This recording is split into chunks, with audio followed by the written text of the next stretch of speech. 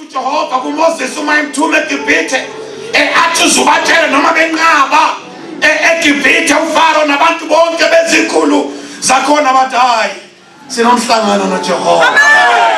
Bathi mabekhomba lokhu bathi ayakhamba bathi ingosana bathi hayi siyakhamba sonke ngoba sinomhlangano noJehova.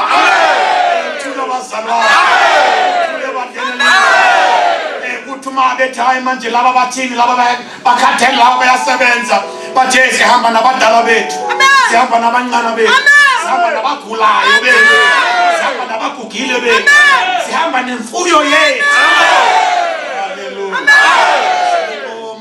Mazimbo ngene zimbo mazimbo ngene zimbo mazimbo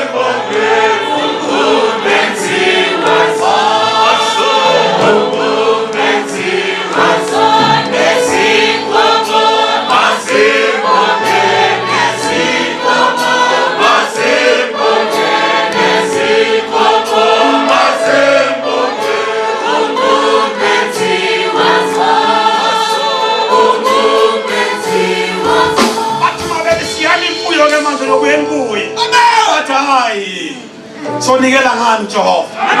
Bakhuluma siyalapha yanomhlatshelo sihamba nemfuyo yethu futhi asizukumkhethela la eGibhithe sizohamba nayo yonke. Uma sifika entabeni uyena uyokhetha phakathi kwayo ukuthi yiphi ayifuna njengomnikelo ngoba we have an agreement noNkulunkulu and he has an expectation from us and he is waiting for usilindele ngalesi sikhathi ukuthule ebantwini lendlela zonke izizukulwane zabo ziyophela kodwa izwi likaJehova liyoma kuze kube unaphakade.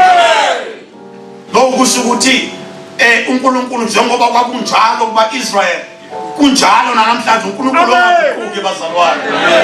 uNkulunkulu ongaguquki.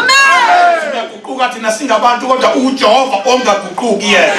Ngakho ke njengoba kwakunjalo kuba Israel kunjalo namhlanje kuba Israel kuthi uJehova uma ebangenisa kukhona iorder uma ebangenisa abaIsrael endaweni zonke ababengena kuzo noma bayabelwa umhlaba noma beyongena eKhanani noma kubalwa ngokweyibusiso uJehova ngengelosi yakhe wayebheka ukuthi ipindlu kabani ipindlu kabani ipindlu kabani ipindlu kabani ngoba izindlu ngezindlu kuyisizwe sonke kodwa izindlu ngezindlu sinezethembiso zazo.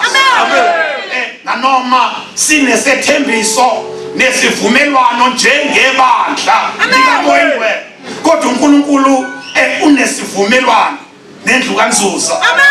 uNkulunkulu unesivumelwano nendlu kaMkhize. uNkulunkulu unesivumelwano nendlu kaMdawu. uNkulunkulu unesivumelwano nendlu kaNgiba eziqondene nabo. Thula makubekile.